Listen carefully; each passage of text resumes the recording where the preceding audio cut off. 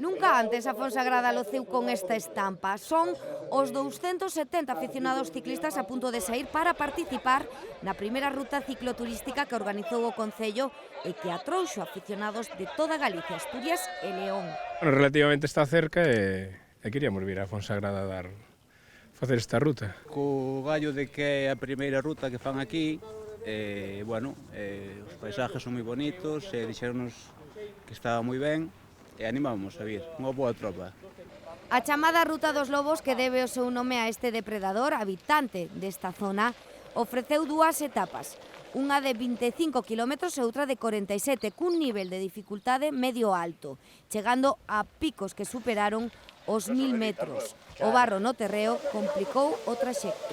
Barro, moito barro, principalmente subindo e tendo Fonsagrada á vista e saber que quedaba bastante desnivel.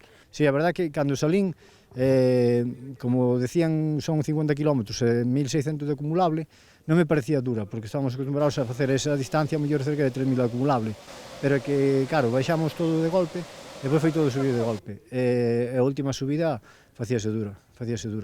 Duros tramos que os participantes foron superando collendo forzas nos habituallamentos e con paradas no camiño para contemplar as vistas. Un entorno precioso, unha ruta moi divertida, pero un pouco dura.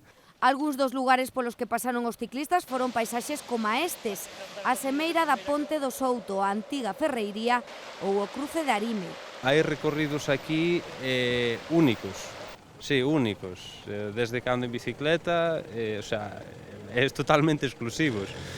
Mellor paisaje que este, pois, non sei onde pode velo, vamos. O primeiro clasificado foi o lucense Miguel Arias, campeón de España de duatlón. Fixo os 47 km en 3 horas e cuarto, con pinchazo incluído.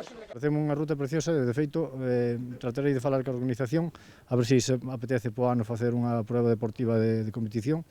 Pondríos en contacto cos organizadores das Transgalaicas e se quixeran poderíase facer, porque pareceme digna de competición esta ruta. Máis de 70 persoas da organización fixeron posible o desenvolvemento da proba que transcorreu sen incidentes graves. Un éxito, me parece, eu creo que a xente está contenta, está satisfeita, dura, porque Fonsagrada, zona de montaña, pois ao final os camiños son subidas, baixadas, pero creo que sí, que moi contentos. E tan satisfeitos que xa pensan na segunda edición desta iniciativa que naceu dun grupo de afeccionados na vila ao ciclismo e para que deseñarán novos trazados. Tiñamos pensado cada ano poñerlle un nome diferente.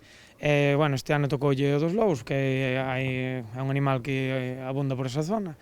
As vindeiras edicións farémoslo con outros animais. Desde logo, participantes non lles faltarán. Isto xa, queda no calendario xa tachado para o ano que ven.